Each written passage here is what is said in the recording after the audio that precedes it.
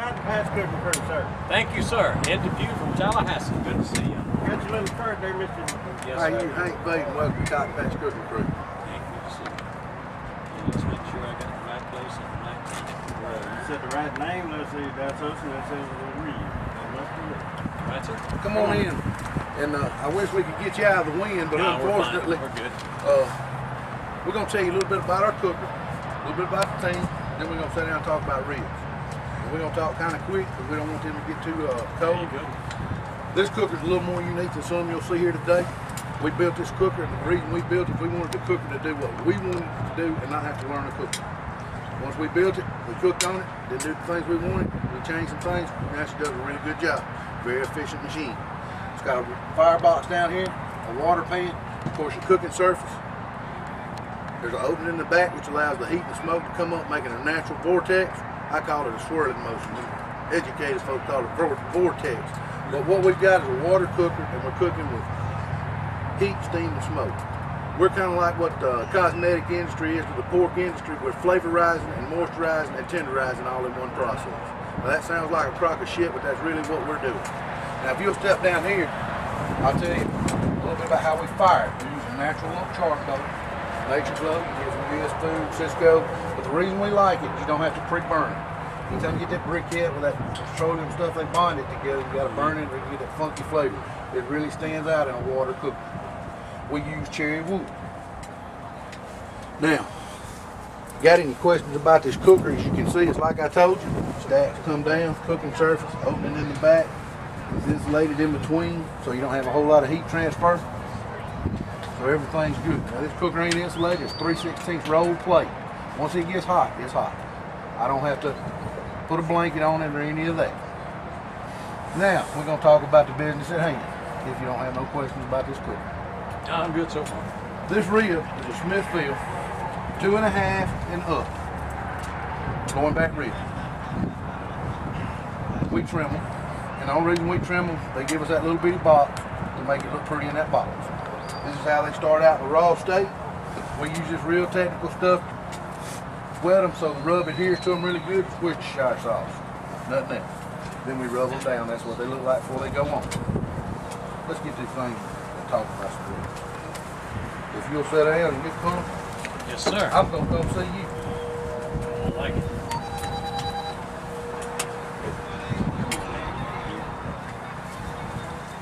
And we cook this whole thing. You cook it. We're going to let you talk a little bit about this. Let me talk a little bit about it. This rub, you've got probably as many of these ingredients at home as you go in. It's got paprika, it's got minced onion, it's got garlic powder. The only big thing we use different in our rub for a sweetening agent, we use dehydrated honey. I don't like brown sugar. Dehydrated honey gives it a smooth, mellow flavor. It's not overpowering. And I'll let you be the judge of how it turns out. Now, a lot of people will tell you, when you first start cooking, give them the center part of that rib. I'm going to give you this whole rack because I think the ends, the center, and all of it's just as good from one end to the other. Now, we can do that technical stuff and pull that little bone out. We'll let it start chalking up. It's not mushy. It don't fall off the bone. It's got the right texture. And we wanted you to taste the pork, the things we've done to complement the pork. You don't see a sauce out here on this table. We use a glaze. It's a strong sugar content stuff, and when you cook it, it goes from being a sauce to a glaze. Yeah, you can use it to hang wallpaper if you want to, okay? But the glaze, the rub, the slow cooking of the ribs, we cook them for 6.5 hours, 225 degrees. And this is what they turn out like. Now, unlike a whole hog in the shoulder, these ribs ain't big guys. They're real finicky. You got a fine window of perfection. You've got to hit in with that. If you go 15 minutes too long, you've made them as mushy as they can be. If you don't go 15 minutes long enough, they can be as tough as shoe leather. That window of perfection today, we feel like these ribs are in, right where they need to be. I hit it at the right time. Absolutely. They did a good job. The cooker did a good job. The only thing it didn't do a good job is I wish it wasn't quite so good. But you know what? We can't do nothing about that. So we're just going to make the best of it. Have you got any questions so far? Let's back up just a minute. Let's back up. Ain't nothing wrong with that. Ribs between the Y'all two. made this yourself. Yes, sir. What you told me was you made it to do what you wanted to do, so you didn't have to learn what it would do. Right. But you had to tweak on it somehow, right? Yes, sir. We cut everything out of it. The draw wasn't exactly right. Okay. And so when you put the water in there, is it how do you have to understand? Well, the beauty of that is we made them automatic waters. They're gravity fed. We use a regular water bottle, set it on the back side. As it evaporates, it puts it right back in there. That way we're not adding just cold water. It's like an animal All feeder. exactly. Same thing. When it comes in there. Now, the glaze, let's talk about that for a minute. You put that on at the end of the At the end of the cook. Well, about an hour toward the end of the cook. Now, when we cook these ribs, we'll wrap them. We'll take them beginning. in the beginning of the, no, not in the beginning. We'll get them to the color we want. And we like that mahogany, deep, rich color. We'll wrap them and we'll put them meat side down. The reason we're doing that, we want all that fat, flavor, and juices to render out in the meat. We ain't gonna eat them bones. Originally, when you start cooking, it's bone side. Bone side, it's bone side up. Right. And then we fold it over and put it down, meat side down. Once they get to the texture we want, we'll take them back out of the foil, put them bone side back down, let them texture up again so they just don't fall to pieces, and that's when we'll start the glaze. We'll glaze them twice. Other than that, we don't sprinkle no rub on them no more. We don't do anything to them other than the glaze. The rub goes on the first part of the cook. You make this yourself? Yes, sir. Well, yes and no. Well, I mean, you put the ingredient. Well, I don't even get to do that no more. Since I opened my restaurant, we started doing this about 8 years ago. We've been really fortunate to have some success, and we sell a lot of our products. So ingredients, Corp out of Memphis makes my rub for me now. But used to, I'd get up in the middle of the night and make it so nobody could see what I was doing. But now you got somebody to know. Yes, sir. Where is Hamilton, Mississippi? It's just north of Columbus, about 15 miles. And the cotton patch, everybody wants to know what's up with the cotton patch. I come when I pig this. My house is out in the middle of a cotton patch, and I didn't want to be pigs or pork or whatever, so we went to do what You have a retail restaurant? Yes, sir. We got a barbecue restaurant, and everybody says, well, is this what you serve? And this is what we serve at the restaurant. It's a little more work than cooking, Oh, yeah. but we was fortunate enough they have a thing at home, and people around the area and the papers send it in, and people want the best of the best, what they call it. We was fortunate enough to win best of the best, and we ain't been over but a year.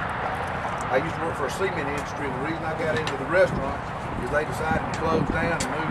They just shut our plant down because we wanted to open the fleet. And we've been very fortunate. We've been blessed with this, and this is what we do. Everybody says, well, you cook every week. Why do you go out on the weekend to cook for fun? It's fun. That's the whole thing of it. It's not like a job. I enjoy doing what I do. As long as you're having fun. But this is the way we feel like they turned out, they're supposed to turn out, and we hope you like it. I tried to say a couple of things here. The tenderness was very impressive. I like to think I know how to cook ribs, but I'm walking around doing this for more than I don't know how to cook ribs. And so I learned something. The whole reason I come and do this is so I can learn myself. Yes, sir. I'm just kind of a backyard guy. But the glaze is interesting. I like it. It's a little bit unique presentation for me. I like that. The thing about the glaze is a lot of times when people put a glaze on, sometimes they go for the bark, but yours is Well, to me, totally, it's just a natural way that came out from the bottom. right. You didn't cook it on there. Well, I mean, to me, that's camouflaging what you're trying to do. And, you know, we've always told every judge, I'm not going to sit here and try to sell you a product. I think my products, I mean, I know because I taste them, whether it's on or not. And that glaze, we want you to taste the pork. We don't want to overpower or take away from it. We want you to know what you're eating is pork, but, you know, compliment it. And also, from some of the, well, as they teach us when you come, it's the best ribs that day. Exactly. But you don't have a lot of smoke in yours like some other people. No, we don't. And you know, I give that to the cherry wood. It's a milder wood. It don't, you know, I I've been cooking for, I guess, 15 years, and I learned from some of the old guys. 10 or 15 years ago, if you had a good hickory flavored piece of meat and it was salty with like seasoned salt, you could show out with it. But as it's progressed, flavor profiles have changed, and for some reason it's really went to the sweet side. Personally, in my opinion, I don't care for a sweet rib. I like a spicier, smoky. But when you do this and you're trying to make a living at it, you've got to kind of go with what everybody's going with. Yes, I was going to say, this is sweeter. Yeah. Yeah. Well, I saw some of these sweetness too. You said something. I'm learning a lot today, and that's a two-way street here. Right. But tell me again about this. This is, I don't know what you call it, dried out honey. It's dehydrated honey. We get it from Myron Mixon's the one that turned me on to it. My first year in cooking, and we were talking about barbecue rubs, and he said you'll get a lot better flavor, and it doesn't take away from anything, and it's a natural sweetening agent. And I thought he was talking smack. And when I started getting into the whole thing and talking to different folks about rub, we found the dehydrated honey, and what it looks like is it's a coarser grain, but it's a gold color. And that's just what it is. That's one of them to your. Yes, sir. And like I use minced onions. Everybody, and I say everybody, a lot of people will have a rub and it's just fine powder. Well, I like the minced onions because I feel like you get a lot better flavor out of something like that than you would just a powder. Now, I'm not knocking powder. We got garlic powder in it. If you put a minced garlic on there and you bite down in that garlic, you're gonna know what you've been into, and it's gonna take away. Yeah, that's too much. Some people do that. Let me make a couple of minutes. Okay. Please. Yes, sir.